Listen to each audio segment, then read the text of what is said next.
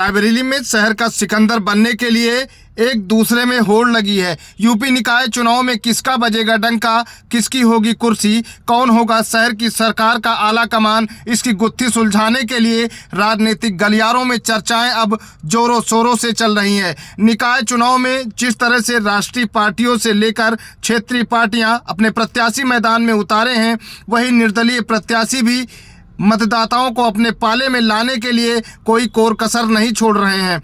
बात जिले की सबसे हॉट सीट नगर पालिका की जाए तो यहां पर भारतीय जनता पार्टी से सबसे सशक्त उम्मीदवार शालिनी कनौजिया को माना जा रहा है, जो भारतीय जनता पार्टी के साथ है और इनके साथ पूरा भारतीय जनता पार्टी का कुनबा लगा हुआ है, चाहे वो राज्य मंत्री हो या विधायक हो या प्रभारी मंत्री हो। यहां से सदर विधायिका अदिति सिंह, प्रभारी मंत्री प्रतिभा शुक्ला, राज्य मंत्री दिनेश प्रताप सिंह लगातार प्रचार प्रसार में लगे हुए हैं, वहीं अपने अपने पासे फेंक रहे हैं। रायबरेली की सांसद सोनिया गांधी, जो कि यहां से सांसद भी हैं, उन्होंने अपने सबसे तेज तर्राक सक्रिय कार्यकर्ता शत्रुघ्न सोनकर को टिकट देकर इस नगर पालिका में अध्यक्ष पद की दावेदारी हेतु मैदान में उतारा है, क्योंकि यहां से अगर सबसे सशक्त उम्मीदवार की बात की जाए तो मौजूदा समय में भारतीय जनता पार्टी व कांग्रेस पार्टी का प्रत्याशी ही मैदान में सबसे आगे बताया जा रहा है। समाजवादी पार्टी से पारसनाथ को उतारा गया है, जिसके कर्ता धर्ता ऊंचाहार के विधायक मनोज पांडे हैं। वहीं बसपा ने भी अपने इस निकाय चुनाव में पत्ते खोले हैं। बहुजन समाज पार्टी ने अपने पूर्व जिला अध्यक्ष जगजीवन राम वाडले को नगर पालिका अध्यक्ष पद का उम्मीदवार बनाया है।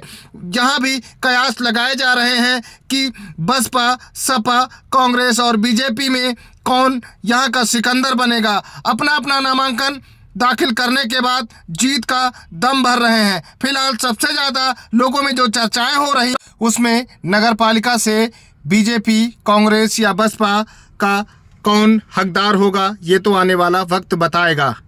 वही है, सबका साथ सबका विकास और मूलभूत सुविधाएं जो अभी तक जन जन तक नहीं पहुंची हैं।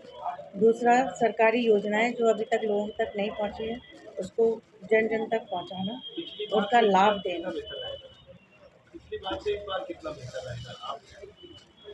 बिल्कुल 100% बेहतर रहेगा। क्या लगता है, क्या समस्याएं हैं शहर में?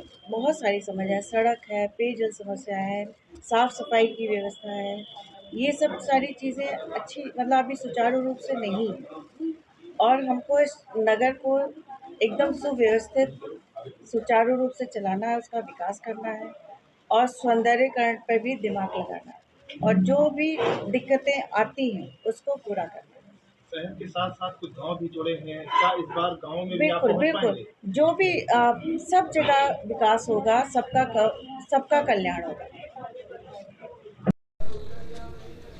जनता के बीच में आप जा रहे हैं, क्या किन प्राथमिकताओं के आधार पर वोट देंगे? देखिए, ये चुनाव ही जनता की मूलभूत समस्याओं को लेकर के होता है और इस चुनाव में लोग केवल इस बात के लिए वोट देते हैं कि कौन हमारी नाली बनवाएगा, कौन हमारी टूटी हुई सड़क बनवाएगा, कौन जल निकासी की व्यवस्था करेगा, कौन बेहतर स्ट्रीट लाइट की व्यवस्था करेगा, कौन साफ सफाई की व्यवस्था करेगा, कौन मच्छरों से निजात दिलाने के लिए फॉगिंग कराने का काम करेगा और कौन हमारे सुख दुख में खड़ा होगा। मैं समझता हूँ जो त्रिस्तरीय व्यवस्था है भारत के संविधान के 273 और 74 संशोधन में, उसमें ये चुनाव सीधे जनता की मूलभूत समस्याओं से जुड़ा हुआ चुनाव है। और आज जब रायबरेली में ये नगर पालिका का चुनाव